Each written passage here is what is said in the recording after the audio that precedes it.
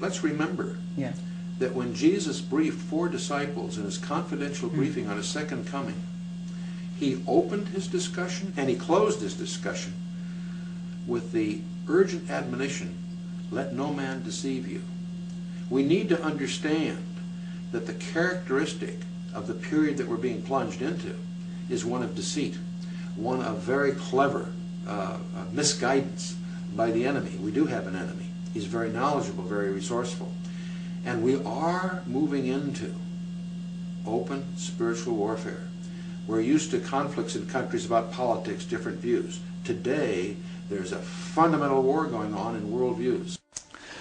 Sometimes abductees will be brought into a room and their attention will be directed at a screen-like device. And the person will hear a voice in their mind saying, can you tell the difference between us and you? Now, depending on who the person is, they will say, what do you mean the difference between us and you? Everybody is the same. And they'll hear in their head, see, isn't that wonderful? Isn't that beautiful? Pretty soon in the future, we will all be together. You won't be able to tell the difference, and it will be wonderful. Some will be able to tell the difference. Some will say, well, yes, this one here looks like you, and this one here looks like us. At that point, they will say, well, you know, there will be a difference, but we will all be together, and you're one of the lucky ones. You can tell the difference. Most people won't be able to. The key fact here is that they're all saying, in the future, we'll all be together.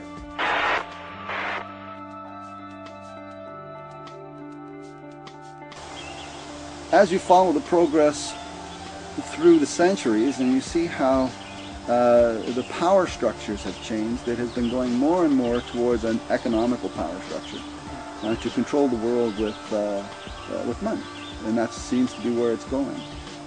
More and more we're looking towards a world bank, one world system, one world currency. I mean, already Europe has joined its currency together. Americans, North Americans are thinking the same way.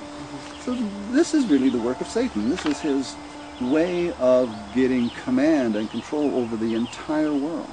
As we deal with the end-time scenario in the Bible, one of the dominant players is a world leader. In fact, it's 2 guys working together, but it's a world leader that is going to successfully unite the world into a one-world religion.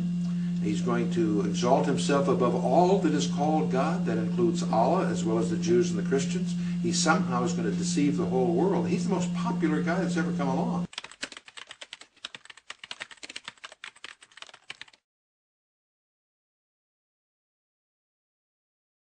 There are experts that have studied the Scripture that believe that he could very well have an alien connection or even be one himself.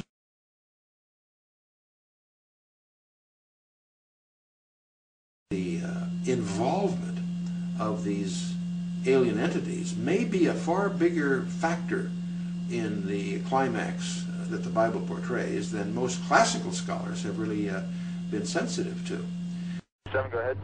Yes, sir. I don't know what it was, but it just overflew like a couple of 100 feet above us. It was like I don't know if it was a rocket or whatever, but incredibly fast, opposite direction. In the opposite direction? Yes, sir. And the time was, what, 2107. It was too fast to be an airplane. Okay, thank you. Houston 986 Boston Center. Center maintain flight level 180. Down to 180, yes, sir. 986. Houston 986. You see anything like a missile in your area, perhaps off to your right? Take a good look, but I don't think. If it's going that fast, I probably won't get a chance. We just saw Swift there go by a little bit. We found a phenomenon that is global, that is random, that is intergenerational, that happens in great frequency, something we never expected to see, that is goal-directed, that is done clandestinely, secretly, and that has as its goal ultimately an integration into the society on their terms, not on our terms.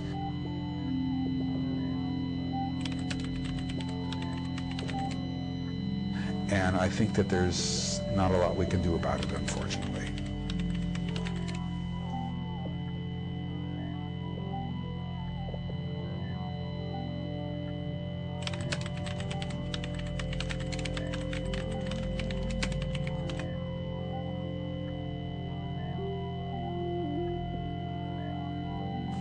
You know, it's interesting that in the book of Genesis, the very first prediction of Jesus Christ is when God declares war on Satan, Genesis chapter 3, and he speaks that the ultimate redemption of man will come from the seed of a woman. And there is even a hint of the virgin birth. But that phrase is actually a contradiction in biology as well as grammar, but that's the term used. But most people overlook in that very verse, he also speaks of the seed of the serpent. And so it's clear that Satan has a role in this final climax that we're all heading to.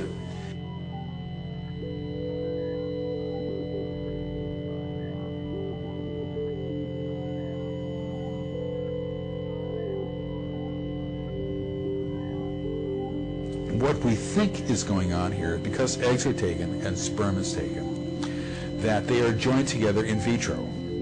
They are joined together outside, and at that point, either DNA is added or the fertilized egg is altered in some way. And when that happens, we posited that you're going to get a bell-shaped curve, that some are going to look really alien, some are going to look really human, and most are going to be in the middle.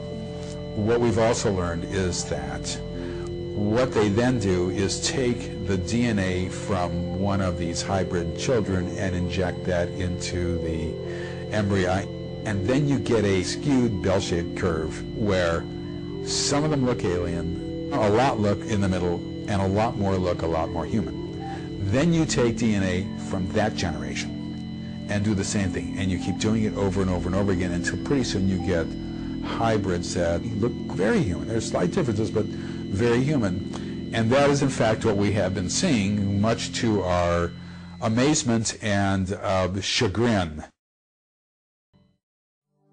But in contrast to stories from the ancient world which produced giants, sexual contact between aliens and humans is absent. Perhaps this time a different strategy is at hand. I now believe that this is a kind of integration program into the society. As a program, it is being done for a reason. It is goal-directed, and it had a beginning, a middle, and it's got an end. They are doing this for a reason. That's critically important to understand. Not only that, this is clandestine. It is secret, and it is secret for a reason. I've been involved with studying UFOs and abductions for over 40 years, and it was always kind of thrilling and exciting. Now it's depressing and fearful, and it's not something that I enjoy hearing. As an academic, you're required to examine that data to see whether it's true or not, and if it is true, to go where the evidence leads you, even though you might kick and scream while en route, and I have kicked and screamed en route. But as an honest academic, you're required to do that. And as a historian, you're required to do that especially. And that is where it has led me, and it has led me into areas that I don't want to go. Not only that, it's embarrassing to talk about this. I understand how completely insane it sounds. I am fully aware of my words, of what I'm saying, and the effect that this has on people. Oh, this is just nuts. And I understand that. But in order to be academically honest, I must say it nonetheless, even though it puts me in a very bad position. I just wish that other people in the scientific community would at least learn a methodology of studying this phenomenon. They haven't done that, and it's not going to happen, from what I can tell. I mean, I can't tell the future, but the chances of that happening are very remote now, because we have looked at every conceivable kind of psychological explanation, and none of them fit. Lo estamos viendo en el FLIR. Es un objeto luminoso. Lleva rumbo contrario a nosotros, pero no nos deja. Está 2 millas atrás de nosotros.